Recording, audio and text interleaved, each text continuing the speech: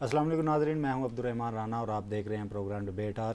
یوم عاشورہ ہے۔ یوم عاشورہ کیسے منایا جائے، امام حسین کے مناقب کیا ہیں، اور اس خاص دن کے ایام کے حوالے سے کون سی تسبیحات یا کون سا ذکر کرنا چاہیے، روزہ رکھنا افضل ہے کہ نہیں، یوم عاشورہ کس کا مناسبت سے منایا جاتا ہے، اور اس کی جو تاریخی خد و خال ہیں وہ کیا ہے، یہ ہے آج کا ہمارا موضوع۔ اور اس حوالے سے ہم نے اسٹوڈیو میں دعوت خطاب دی ہے علامہ مجاہد عبدالرسول خان، صدر سنی تحریک ہے، معروف مذہبی اسکالر ہیں۔ آپ مختلف ٹی وی اور ریڈیو اسٹیشن پر ان کو ملاحظہ کرتے ہیں۔ علامہ صاحب، بہت شکریہ آپ کے وقت کا۔ جزاک اللہ۔ کیا کہیں گے، کتنا اہم دن ہے یہ یوم عاشورہ، اس کے تاریخی خد و خال کیا ہے، یا ان کو صرف امام حسین کے ساتھ ہی ایسوسیٹ کیا جاتا ہے؟ دیکھیں، یوم عاشورہ شروع سے ہی بڑی اہمیت کا حامل ہے اور اس کی بڑی فضیلت ہے۔ ٹھیک ہے۔ آپ علیہ الصلوۃ والسلام نے اپنے متعدد فرامین میں اس کی عظمت اور شان کو بیان کیا ہے۔ ٹھیک ہے۔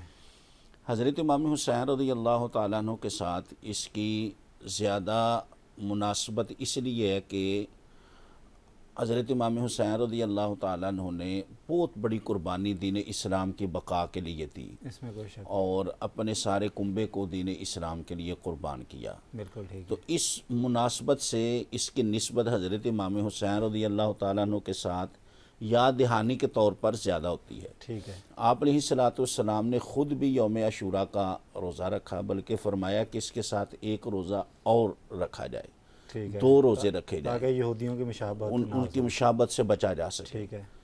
تو آپ علیہ الصلوۃ والسلام کا یہ فرمان یعنی پوری امت کے لیے ایک اچھا، اس سے یہ بات واضح ہو جاتی ہے کہ روزہ رکھنا افضل ہے 2 دن کا۔ روزہ رکھنا افضل ہے، اور ساتھ ایک دن اور ایڈ فرما کے یہ واضح کر دیا کہ یہودیوں کی مشابہت سے بچو۔ بچو، ٹھیک ہے۔ تو آپ علیہ الصلوۃ والسلام کے فرمان پر عمل کر کے 2 روزے رکھ کے ہم ثواب بھی حاصل کریں، اللہ تعالیٰ کی رحمت بھی حاصل کریں، بالکل ٹھیک ہے۔ اور اس کے ساتھ ساتھ ہم شہدائے کرام کو بھی یاد رکھیں، شہدائے کربلا کو یاد رکھیں، اور دیگر جو یادیں وابستہ ہیں، اللہ تعالیٰ نے جو جو انعامات اس مبارک دن میں فرمائے انہیں ہم یاد رکھ کے اللہ تعالیٰ کی رحمت کو طلب کریں، اور اپنی استطاعت کے مطابق اچھے کام کریں۔ یہ توبہ کے دن ہے، اللہ تعالیٰ کی بارگاہ سے اس کا فضل و انعام لوٹنے کے دن ہے، اس کی رحمت کو لوٹنے کے دن ہے۔ یہ ایسے ایام نہیں کہ جن کو ہم لہو و لام میں، کھیل کود میں، تماشے میں، یا اللہ تعالیٰ کی ناراضگی والے اعمال میں، جیسے ہم نے آج کل شروع کر دیا ہے، ہم نے بڑا ٹرینڈ یہ دیکھا ہے کہ لوگ نکل جاتے ہیں سیر و تفریح کے لیے کہ لمبیاں چھٹیاں آ گئی ہیں، محرم کی نواسہ رسول صلی اللہ علیہ وسلم کی قربانی کو ہم اس طرح سے بھولتے جا رہے ہیں شاید۔ دیکھیں، یہ سیر و تفریح کے دن ہی نہیں، اللہ تعالیٰ یا دین اسلام سیر و تفریح سے نہیں روکتے۔ اللہ کا حکم ہے سیروا فی الارض، زمین میں سیر کرو۔ ٹھیک ہے۔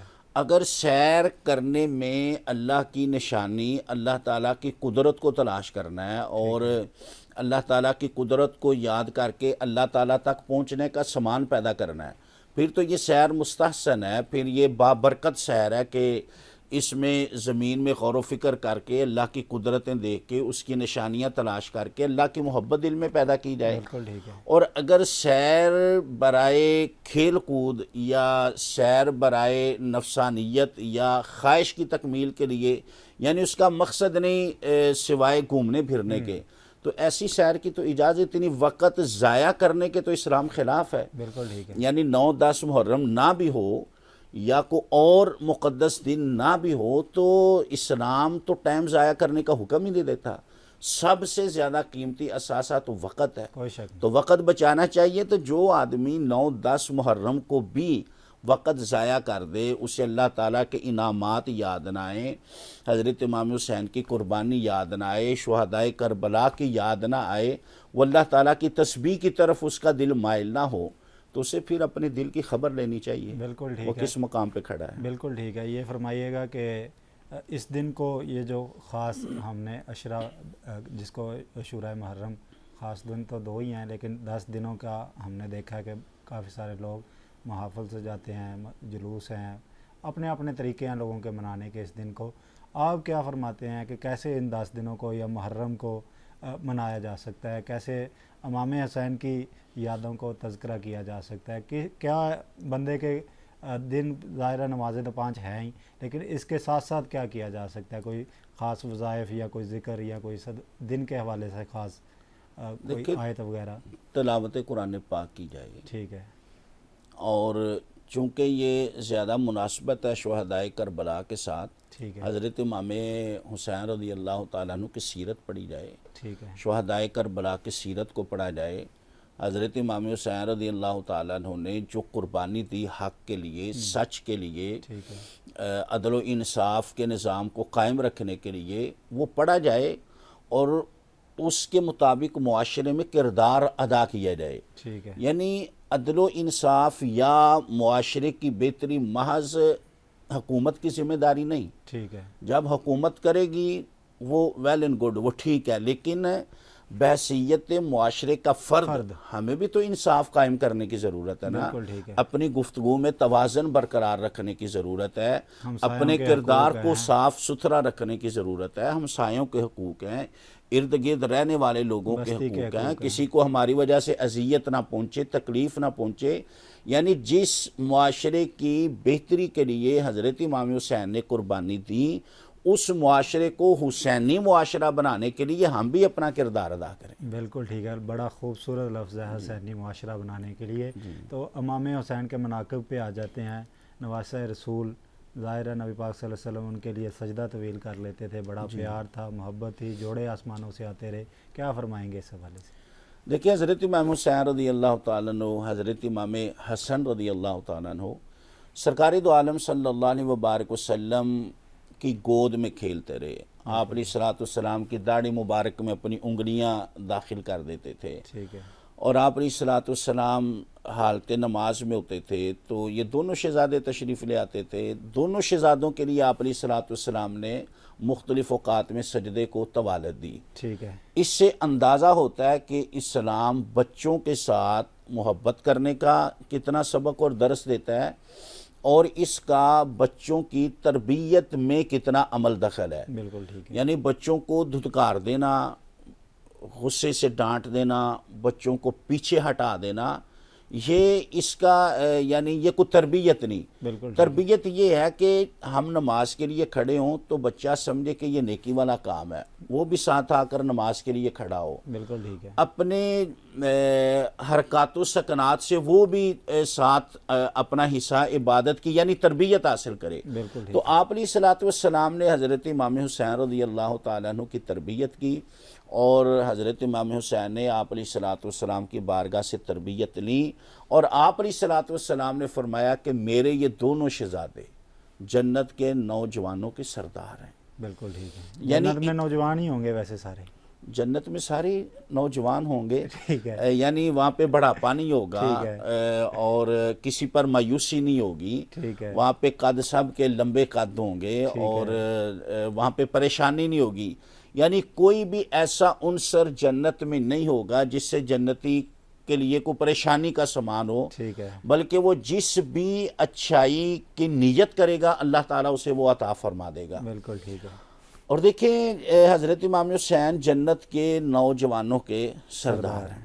ٹھیک ہے، اس کا مطلب یہ ہے کہ جنت ایک بہت اعلیٰ مقام ہے۔ بے شک، جس کے جنت شاعر اللہ میں سے ہے، اللہ تعالیٰ کی قدرتوں کا ایک بہترین مظہر جنت ہے۔ بالکل ٹھیک ہے، اب جنت کی خواہش رکھنا ہاں، اس امید کے ساتھ کہ جنت میں حضرت امام حسین سے بھی ملاقات ہوگی، حضرت امام حسن سے بھی ملاقات ہوگی، سرکار دو عالم صلی اللہ علیہ وبارک وسلم کی بارگاہ میں بھی حاضری کا شرف حاصل ہوگا، اور جنت میں اللہ تعالیٰ کا دیدار بھی ہوگا۔ یعنی یہ ہے جنت کی خواہش۔ بہت سارے لوگ یہ خواہش رکھتے ہیں جنت میں اتنی حوریں ملیں گی یا یہ ملے گا، وہ سارے انعامات اپنی جگہ پر ہیں، بالکل ٹھیک ہے، لیکن جنت میں جو جنتی کو بہت بڑی عظمت میسر ہوگی، ٹھیک ہے، یعنی ایک جنتی کی دوسرے جنتی پر جو فوقیت اور فضیلت ہے وہ دیدار الہی ہے، بے شک، وہ آپ علیہ الصلوۃ والسلام کی بارگاہ کا قرب ہے۔ بے شک، بعض جنتی ایسے ہوں گے جنہیں ہمیشہ اللہ تعالیٰ کا جلوہ نصیب ہوگا، بعض کو دن میں 4 دفعہ نصیب ہوگا، کسی کو 2 دفعہ ہوگا، کسی کو دن میں ایک مرتبہ ہوگا، کسی کو ہفتے میں ایک مرتبہ، کسی کو مہینے میں ایک دفعہ. تو فوقیت ہے دیدار الہی کے اعتبار سے، نہ کہ حوروں کی کثرت کے اعتبار سے. وہ ایک جنت کے لوازمات ہیں، جس طرح جنت کا کھانا، جنت کا پینا، جنت کی دیگر نعمتیں، ان نعمتوں میں جنت کی حوریں بھی اللہ تعالیٰ کی نعمتیں ہیں. مگر اصل عظمت، اصل فوقیت اور جنتی کا جو جنت میں اصل مقصد ہے وہ دیدار الہی ہے. بالکل ٹھیک ہے. چلیں، امام پاک کا بچپن کا آپ نے ذکر کیا، جوانی کیسی تھی ان کا، لڑکپن کیسا تھا ان کا؟ ظاہر ہے نبی کے وہ نواسے ہیں، آپ نے فرمایا جیسے کہ انہی کی گود میں کھیلے، انہی کی داڑھی پہ، انہی کی پشت مبارک پہ وہ ظاہر ہے کھیلتے آئے. مولا علی کی اولاد ہیں، سیدہ پاک کی اولاد ہیں. کیسی جوانی تھی ان کی؟ دیکھیے، دونوں شہزادوں سے حضرت علی رضی اللہ تعالیٰ عنہ کی، حضرت سیدہ فاطمہ الزہرا سلام اللہ علیہا کی، سرکار دو عالم صلی اللہ علیہ وبارک وسلم کی ایک مثالی محبت ہے. ٹھیک ہے. اور ان کی دونوں شہزادوں کی تربیت میں ایک مثالی کردار ہے. ٹھیک ہے. اور آپ علیہ الصلوۃ والسلام خود ایک شہزادے پر دوسرے شہزادے کے ناراض ہونے سے بچتے تھے. ٹھیک ہے. یعنی ایسا نہ ہو کہ ایک کے لیے کچھ کیا جائے اور دوسرا اس سے ناراض ہو جائے، یعنی دونوں کو خوش رکھتے تھے. اور ایک پر دوسرے کی ناراضگی سے آپ علیہ الصلوۃ والسلام خود مولا علی رضی اللہ تعالیٰ عنہ، حضرت سیدہ فاطمہ الزہرا سلام اللہ علیہا، یعنی وہ بچتے تھے. ایک مشہور واقعہ حضرت امام حسن رضی اللہ تعالیٰ عنہ، حضرت امام حسین رضی اللہ تعالیٰ عنہ، ان کے تختیاں لکھنے کا واقعہ مورخین نے لکھا ہے. اچھا. کہ دونوں شہزادوں نے تختیاں لکھی. ٹھیک ہے. تختیاں لکھنے کے بعد حضرت سیدہ فاطمہ الزہرا خاتون جنت سلام اللہ علیہا کی بارگاہ میں گئے کہ ہماری تحریر دیکھیں، تحریر کس کی اچھی ہے. ٹھیک ہے. اب حضرت سیدہ سلام اللہ علیہا نے تحریر تختیاں دونوں کی دیکھی تو اب سوچا کہ میں نے ایک کے حق میں بات کی تو دوسرا ناراض ہوگا. ٹھیک ہے.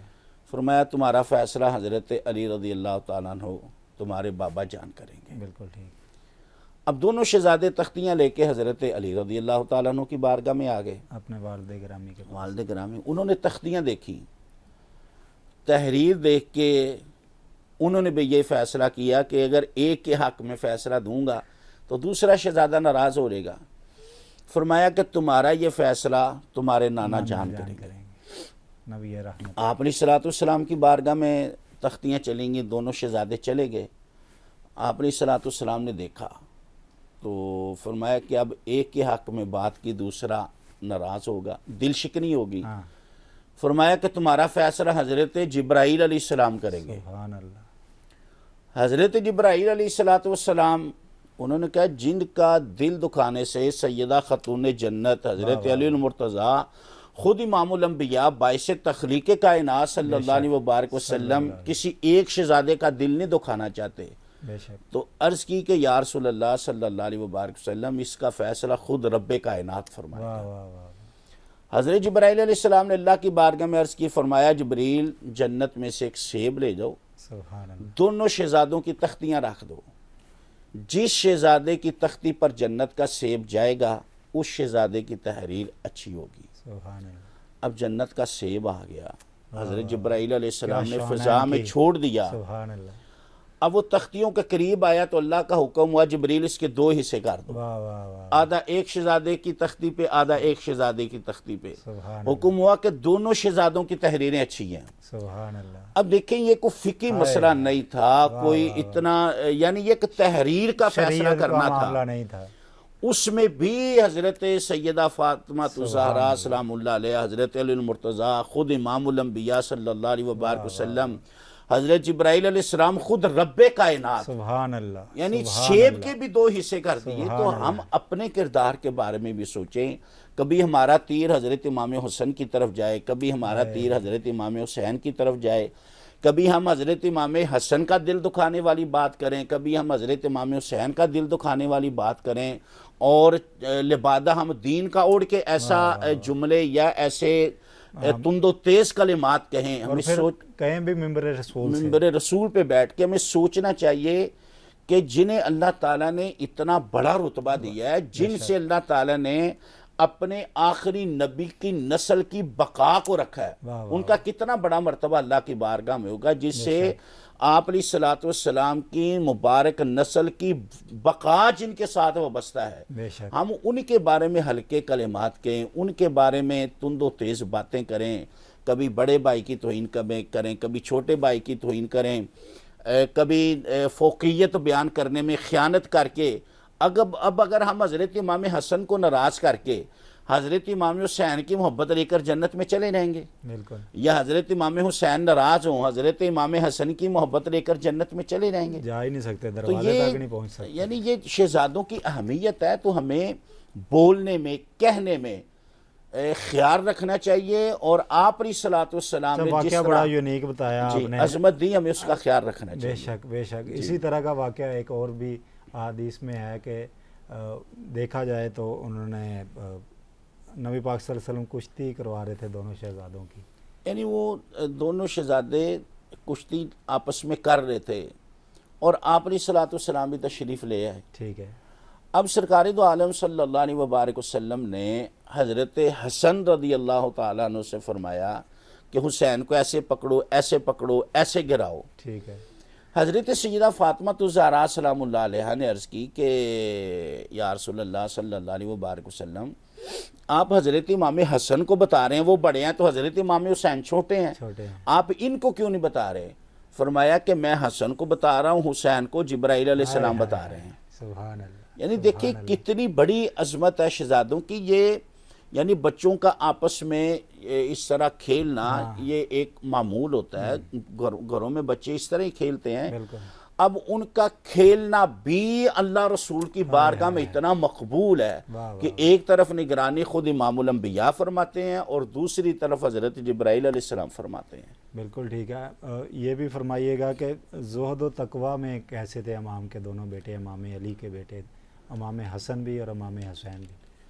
دیکھیے ان کے زہد و تقویٰ ان جیسا کون ہو سکتا ہے؟ بے شک، ان جیسی پارسائی کس کے پاس ہو سکتی ہے؟ بے شک، جنہوں نے رسول پاک صلی اللہ علیہ وبارک وسلم کی گود میں کھیلا، اور جن کو آپ علیہ الصلوۃ والسلام نے دنیا میں جن کے بارے میں فرما دیا کہ ان کی والدہ جنتی خواتین کی سردار ہیں، اور یہ دونوں میرے شہزادے جنت کے نوجوانوں کے سردار ہیں، تو ظاہر بات ہے ان کا بچپنا ہو، جوانی ہو، ادیڑ پن کی عمر ہو، وہ ہر لحاظ سے پاکیزہ تھے، مصفہ تھے، مجلہ تھے، ان کا کردار روشن کردار تھا، اور ان کے سینے کھلے ہوئے تھے۔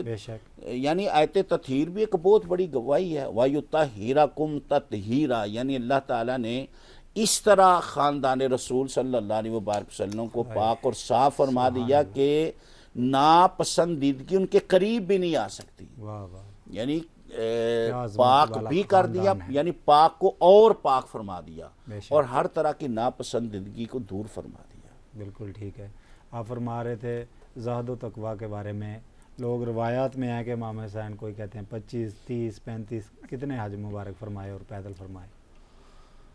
ہاں جی، دونوں شہزادوں کے بارے میں ہے، حضرت امام حسن رضی اللہ تعالیٰ عنہ نے بھی، حضرت امام حسین رضی اللہ تعالیٰ عنہ نے بھی بہت سارے حج پیدل فرمائے، اور مکہ مکرمہ میں انہوں نے حاضری دی۔ اب دیکھیں مکہ شریف اور مدینہ شریف، ان سے تو ان کی محبت تبھی بھی تھی کیونکہ سرکار دو عالم صلی اللہ علیہ وبارک وسلم نے 53 سال مکہ المکرمہ میں گزارے، اور پھر آپ علیہ الصلوۃ والسلام کا مدینہ منورہ میں ٹھہرنا، پھر مکہ شریف سے 2 گنا دعا کا مدینہ منورہ کے لیے کرنا، اور پھر یعنی یہ بار بار پیدل آنا جانا ان کی ایک تڑپ بھی ہے، لیکن جب دین پہ مشکل وقت آیا پھر انہوں نے مکہ شریف اور مدینہ شریف کو چھوڑا بھی، کوئی شک نہیں، قربانی دینے کے لیے وہ میدان میں بھی ہے، اپنا کنبہ بھی لٹایا، پھر دین اسلام کے لیے سفر بھی کیے، صعوبتیں بھی برداشت کیں،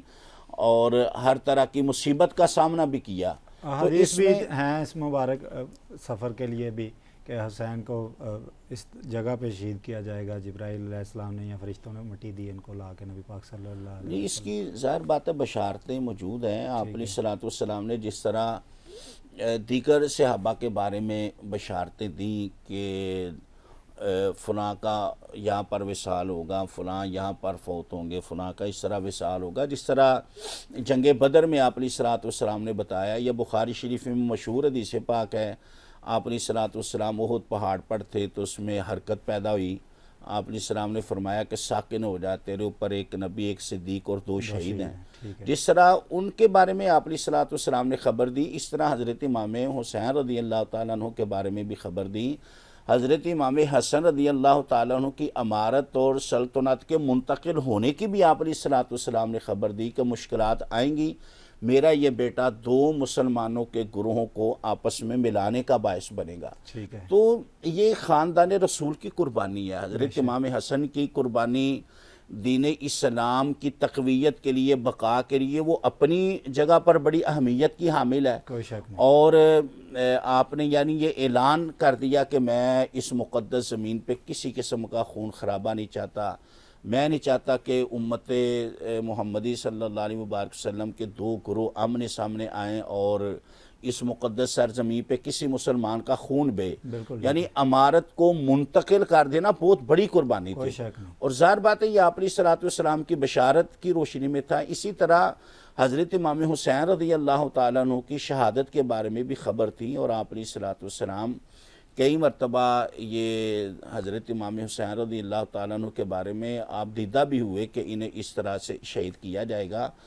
یعنی حضرت امام حسین کو بھی خبر تھی، اس کے باوجود انہوں نے میدان کو نہیں چھوڑا. اس کے لیے کوئی ایسا راستہ اختیار نہیں کیا، کوئی جواز کا راستہ نکال کے اس سے کوئی راہ فرار اختیار کی جائے یا کوئی ریت کا راستہ اختیار کیا جائے، بلکہ آپ نے واقعتاً وہ راستہ اختیار کیا جو سخت ترین عزیمت کا راستہ تھا، بالکل. سخت ترین آزمائش کا راستہ تھا، سخت ترین امتحان کا راستہ تھا. اور اس میں کھڑے ہو کے ڈٹ کے قربانی دینا یقیناً یہ فرزند رسول کا ہی کام تھا، عام بندہ نہیں بندے کر کے سکتا. بس کا کام. بے شک. یہ فرمائیے گا کہ آپ نے بتایا کہ نبی پاک صلی اللہ علیہ وسلم آپ دیدہ بھی ہوئے، سنت رسول ہوئی پھر غم حسین میں رونا. دیکھیے، غم میں رونا یا محبت میں رونا، کسی کو یاد کرنا، اس کی محبت، اس کی چاہت دل میں آنا، یہ اور بالخصوص حضرت امام حسین رضی اللہ تعالیٰ عنہ کی محبت دل میں آئے اور ان کی محبت میں رونا، یہ تو ایمان کی علامت ہے. بالکل ٹھیک ہے. ایمان کی علامت ہے. ایمان کی علامت. ٹھیک ہے. یوم عاشوراء کے ظاہر آخری 1-2 منٹ ہے. یوم عاشوراء کے جو 2 دن ہیں لوگ اس میں بڑے نوافل بھی پڑھتے ہیں، خاص طور پہ رزق کے حوالے سے، درازی عمر کے حوالے سے کچھ مناجات بھی ہیں، دعائیں بھی ہیں. وہ کون کون سی دعائیں ہو سکتی ہیں ایسی جو اس دن کے مناسبت سے پڑھی جا سکتی ہیں؟ دیکھیں، جو سب سے بڑا وظیفہ ہے نا وہ مخلوق خدا میں رزق تقسیم کرنا ہے. ٹھیک ہے. جو اللہ تعالیٰ کی قربت کا اور اللہ تعالیٰ کی رحمت کو حاصل کرنے کا یا مشکلات سے، مصائب سے نکلنے کا ٹھیک ہے. جو سب سے بڑا وظیفہ ہے نا وہ مخلوق خدا میں رزق تقسیم کرنا ہے. ٹھیک ہے. تو لہٰذا شہدائے کربلا کے نام پہ، حضرت امام حسین رضی اللہ تعالیٰ عنہ کے نام پہ، دیگر شہدائے اسلام ان کے نام پہ لوگوں میں رزق تقسیم کیا جائے، ٹھیک ہے. غرباء میں تقسیم کیا جائے. یعنی اس میں امیر غریب کی کوئی نہیں، سب کے لیے بالکل ٹھیک سب کو کھانا کھلایا جائے. جو جتنا تقسیم کرے گا اللہ تعالیٰ اتنا اسے عطا فرمائے گا، بالکل جو جتنا جوڑ جوڑ کے رکھے گا وہ اتنا اسے محروم ہوگا. بالکل. تو لہٰذا جس طرح کے ہمارے ملکی حالات بھی ہیں اس میں میرا یہ پیغام ہے کہ 9-10 محرم سمیت پورے سال کی سب سے بڑی تسبیح یہ ہے کہ ہم غرباء کے اندر، مساکین کے اندر کھانا، اناج، غلہ تقسیم کریں، لوگوں کو کھلائیں. ہم لوگوں کو کھلائیں گے، ان کے غم دور کریں گے، اللہ تعالیٰ ہمارے بھی غم دور کرے گا، اور انہیں کھلانے کی برکت سے اللہ تعالیٰ ہمارے دسترخوان میں بھی برکت عطا فرمائے. بالکل ٹھیک ہے. علامہ مجاہد عبدالرسول خان صاحب، آپ نے ڈبیٹ آر کے لیے وقت نکالا، بہت شکریہ. جزاک اللہ. ناظرین، آپ نے علامہ مجاہد عبدالرسول خان صاحب کی گفتگو سنی، امید ہے آپ کو پسند آئی ہوگی. ہمیں دیجیے اجازت، ابھی تک کے لیے اتنا ہی. اللہ حافظ.